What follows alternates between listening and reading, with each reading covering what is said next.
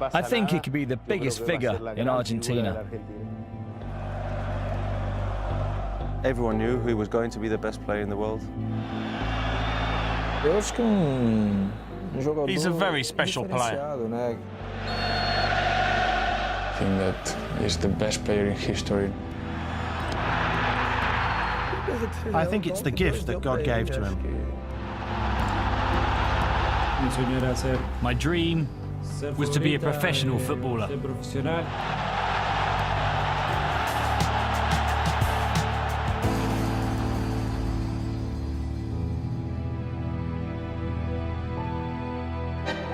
In the 20th century, there was little debate.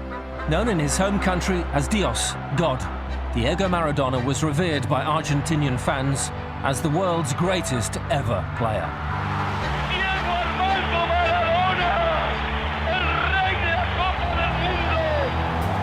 But as the new millennium dawned, Maradona's status as the nation's favourite sporting icon came under threat. La Albiceleste had discovered a new number 10. Here comes Messi, into overdrive. Messi!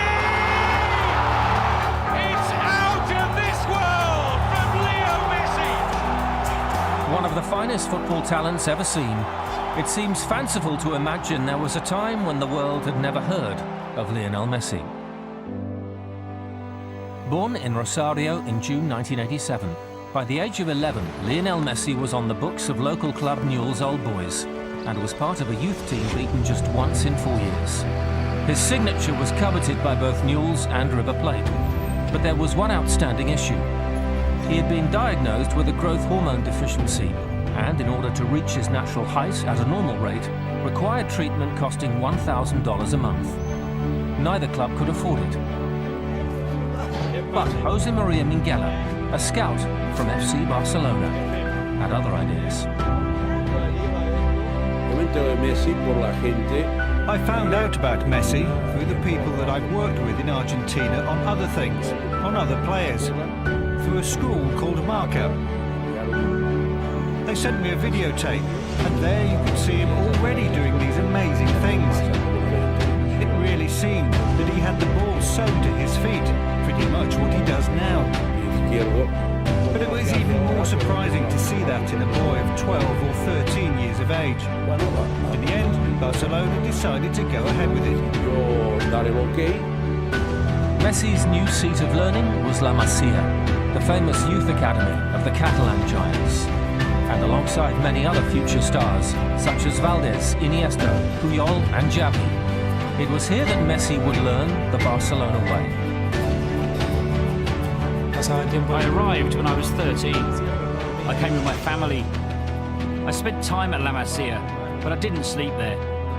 I was with my dad and with my brother in a house. I spent time with the other kids at La Masia. I ate there and I spent the day there.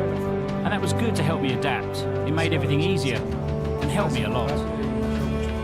I was his first coach when he came. I just was coach under 14 back in the season 2000-2001. When he came on trial, just before Christmas. Don't remember now, it was October, November, December.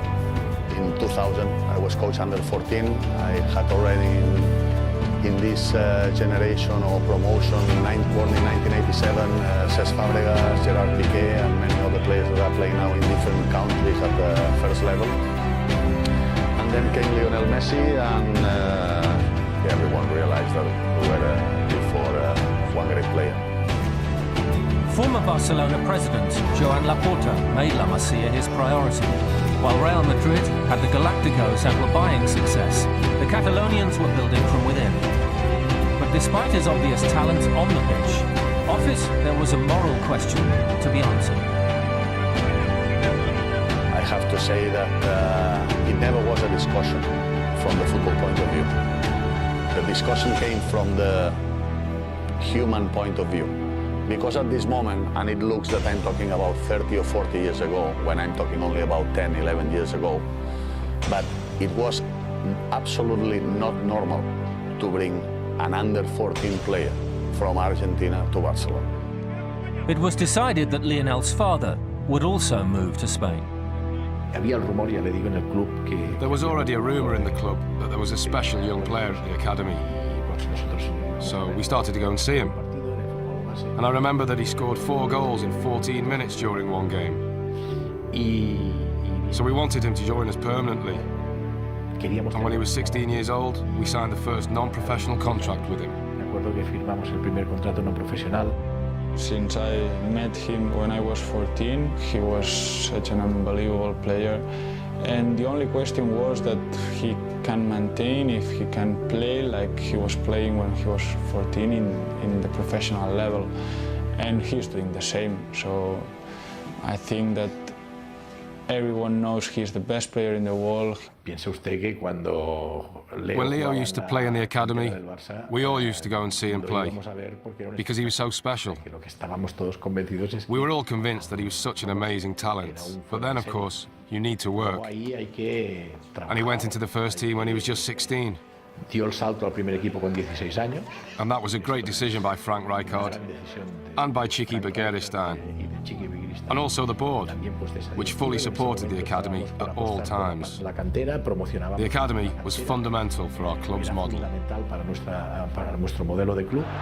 Fortunately for Messi, there was another South American at the club, the Brazilian Ronaldinho, who'd once been named the world's best player. In Catalonia, the young Argentine found a brother in arms. I remember watching him in the youth teams. We all did. And then he started training with us. I remember his first game. I was lucky enough to give the assist for his first ever goal. So he's a great friend. And it's lovely to see him giving so much joy to people who love football. There was a great connection between the two. Ronnie supported Leo and helped him too. Well, the whole team helped him, but Ronnie was the point of reference. But I think the whole team immediately realised that this 16-year-old kid was going to be the best player in the world. I think the first person to realise this was Ronaldinho, because Leo was already able to do great things. He had all the tricks. But his talent is not just his dribbling. It's not just his skills or his speed on the ball. But he also has goals in him. He's also a winner. And he enjoys himself playing football. Ronaldinho had that too. He always played with a smile on his face.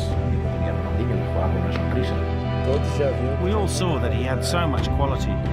I was lucky enough to see him when he was a kid in the youth teams, and then training with him and playing alongside him. Everything he's done is what we always expected of him. It makes me very happy to see a friend shining so brightly. Dutch coach Frank Rijkaard gave Messi his league debut in 2004. Ronaldinho had been the star attraction at the Camp Nou, but Messi was making a name for himself and took on the mantle with more frequent appearances. He was one of many youngsters from La Masia beginning to make the breakthrough. Both Ronaldinho and Rijkaard played a major part in his development, and if progress was slow, Messi remained philosophical, testament to his upbringing and his own character.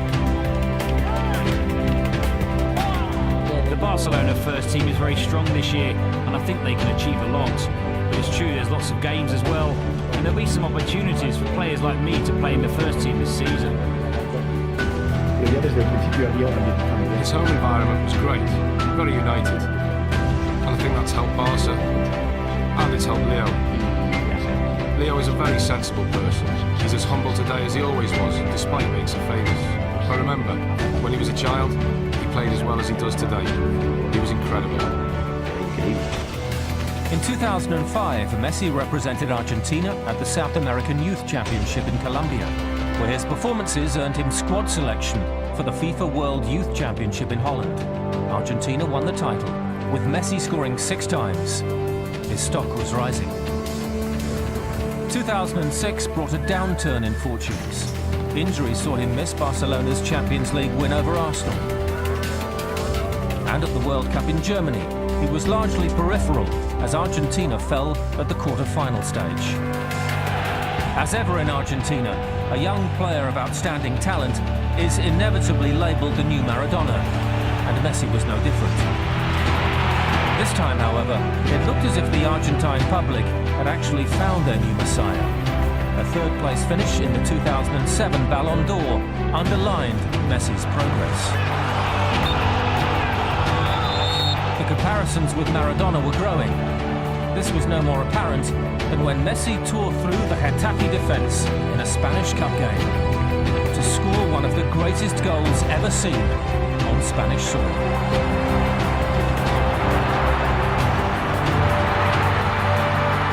It was eerily reminiscent of Diego Maradona's famous World Cup goal in 1986 against England.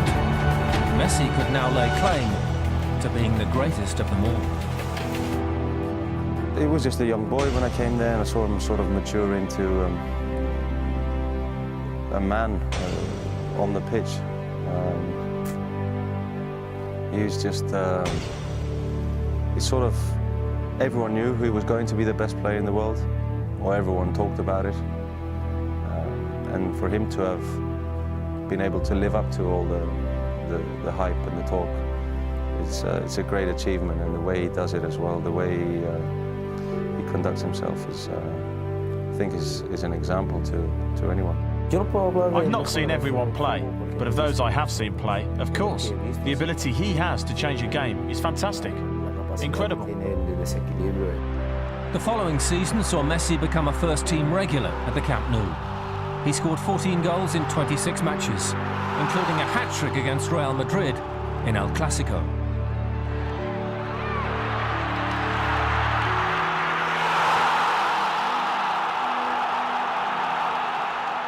In the summer of 2008, Messi travelled to Beijing and was a key member of the Argentina team to win Olympic gold, his first major honour. And the gold medal would be the catalyst to more spectacular success. Back in Spain, Pep Guardiola was named Barcelona's new coach. A member of the club's 1992 European Cup winning team, he progressed from managing the Barcelona B team. And a superpower of the European game was reborn.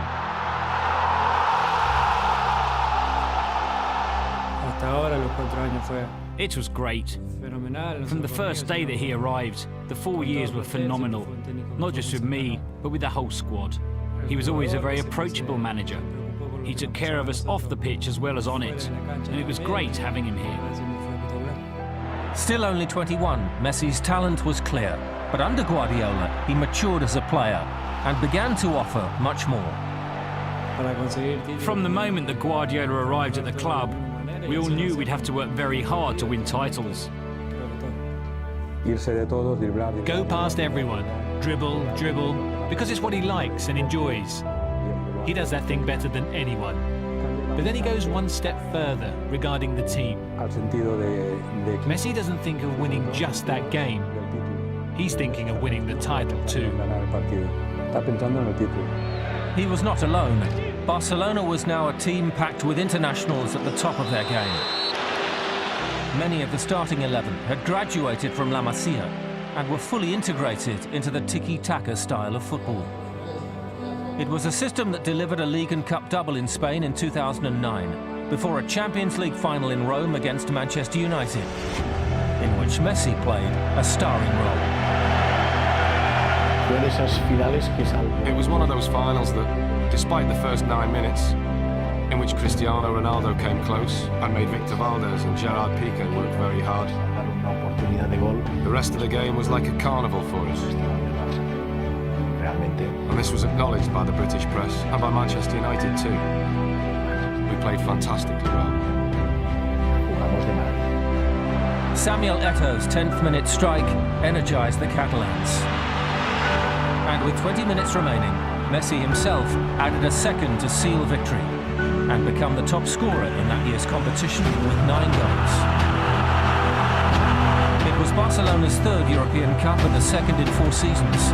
Messi and co had conquered all before them, and the team would go down in history as the first Spanish club to win the treble. What has made him the best player in the world is that he's got great talent and great mentality.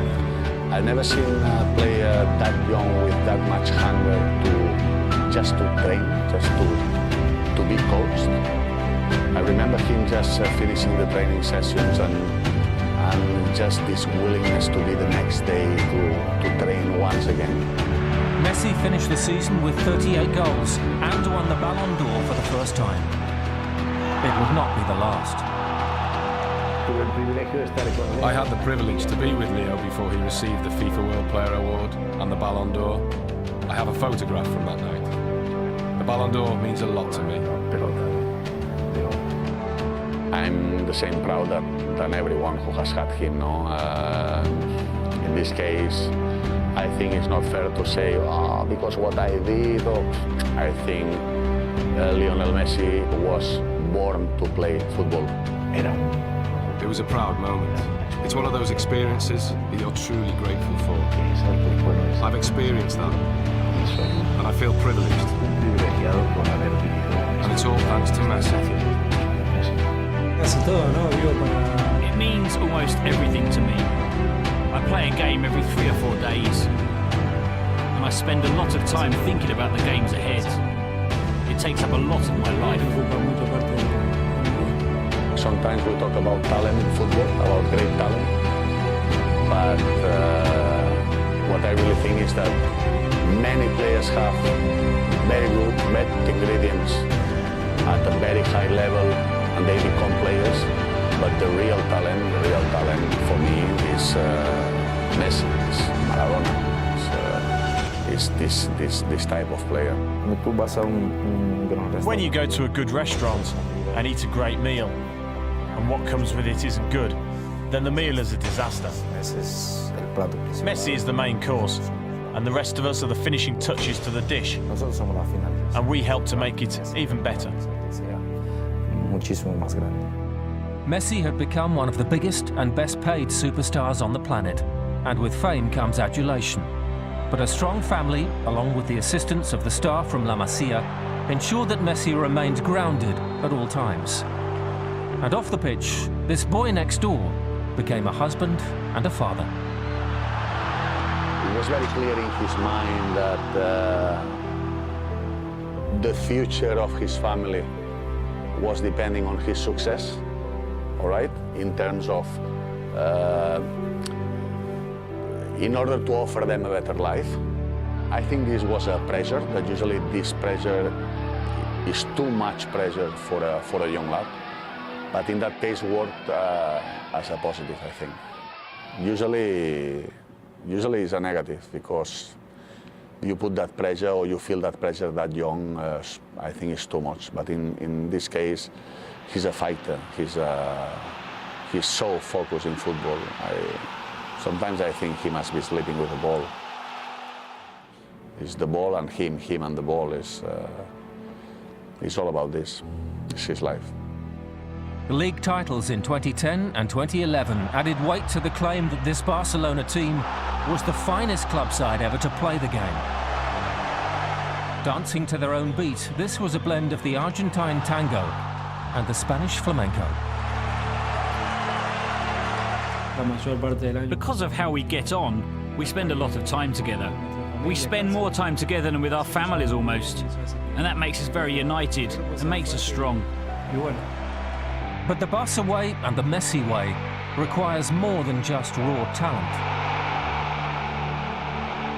We take training sessions very seriously. Our manager never has any complaints. We're very professional. That team ethic led to yet another Champions League final in 2011. Fierce rivals Real Madrid had been defeated in the semi-final with 2 goals from Messi, the second cementing his reputation as the world's best player. Real's very own superstar Cristiano Ronaldo, the pretender to Messi's crown, was left in tears as Barca headed to the final in London. I was in the press box at Wembley. I had Barcelona fans on this side and Manchester fans on the other. There were more on the Manchester side, but there was a gap in the middle for neutral fans. And I remember how some people would say about Barcelona, wow. Barcelona's performance exemplified their philosophy. Pedro opened the scoring, but Messi was United's chief tormentor. Messi's amazing performance. Alex Ferguson played Park Ji-sung in front of him, but Messi almost dismissed him and would bypass him with his first movement. He wasted a player, he couldn't do anything. It was an extraordinary display. Messi's 53rd goal of the season gave Barca a 2-1 lead. before his dazzling footwork paved the way for David Villa to seal a 3-1 win, and Barcelona's third UEFA Champions League in an astounding trophy-laden 5 years. It was a display that typified the club and the mesmeric brilliance of Lionel Messi.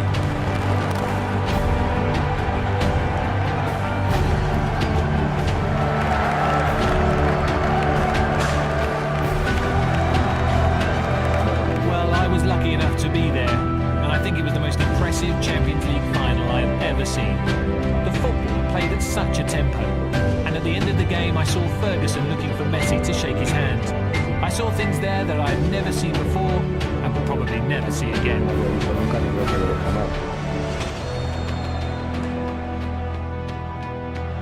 The plaudits continued, and further records were set. He scored 68 goals in a single season, and in 2012 surpassed the 40-year record set by German legend Gerd Müller of 85 goals in a calendar year, Messi ending with 91. It was a staggering achievement, even by Messi's own implausible standards. And the year ended with a 4th consecutive Ballon d'Or. Teammates Iniesta and Xavi were 2nd and 3rd. It meant Messi became the first player ever to win the World's Best Player award more than 3 times. He is just incredible. It's simple as that. It's not something that you say, he does this or does that. He's just incredible. Once he sets off, there's no stopping him.